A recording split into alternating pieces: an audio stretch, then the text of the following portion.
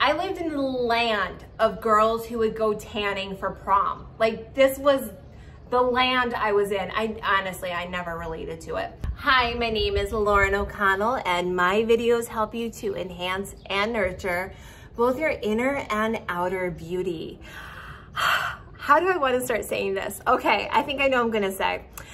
I have shared on my YouTube channel so many videos where I have talked about skincare ingredients, my skincare routines, recently got baby Botox, shared that whole thing, trying out different facials, and I've always strived to just give the best of the best information about skincare that I possibly could. Today's video is going to be the opposite of that. I'm going to share with you my worst ever skin sin, and it is so bad. You guys aren't gonna believe this story. But before I really get into the story, I need to tell you a backstory. And that kind of starts with my childhood. And I've said before, my parents were really into academics. The other thing that they were into was nature and sort of a holistic lifestyle. So I was always very sheltered from pretty much all media and honestly everything. I read tons of books, and I was always outside playing. I played outside for a big portion, pretty much all of my childhood, even into my preteen years. In the summertime, we had a second home. It was on a lake, we had boats. We would go up there from the day school ended to almost the day school began for the next school year. And we would just be outside playing, boating, hiking, all those things. No shopping, no nothing. It was just all about nature. So I'm telling you this because there was absolutely no focus, no emphasis whatsoever on my looks. I was pretty old when I saw myself for the first time, if you know what I mean by that. I was just never very conscious of how I looked. It was more about just being, I would say. When I wasn't getting drilled for the academics, we've talked about that. So I remember when I was in high school, now at this point, I was a little bit obviously older, more mature, and I was more aware of what was going on in the world. But I remember a bunch of girls I lived in the land of girls who would go tanning for prom. Like, this was the land I was in. I never related to it. But all the girls would go and they would become like this shade of orangey brown. And then we'd go to prom and I would be the white one. First of all, I am so fair that I would at that point have never gone into a tanning booth because I couldn't imagine it would turn me tan. Also, my parents would have killed me had I even entertained the thought of doing that. They would have killed me.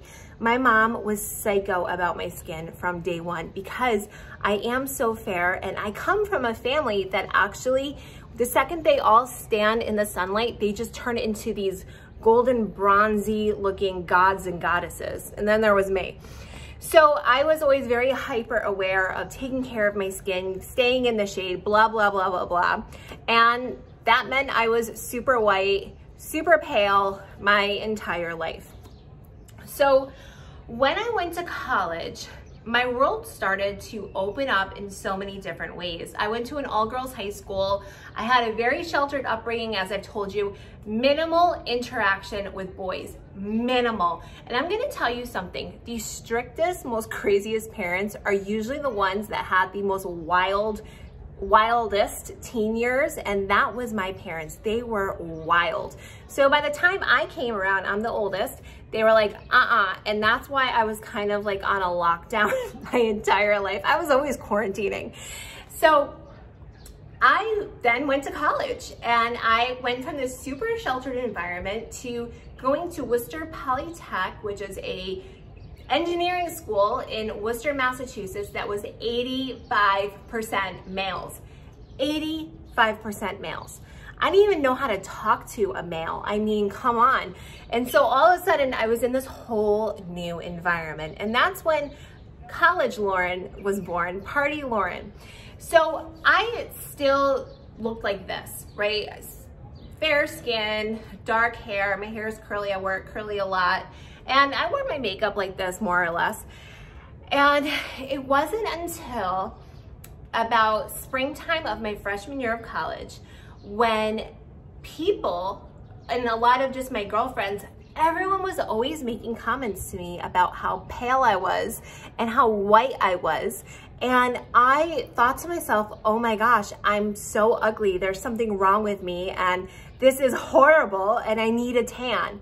And one of my friends, it just so happened, worked at a tanning salon.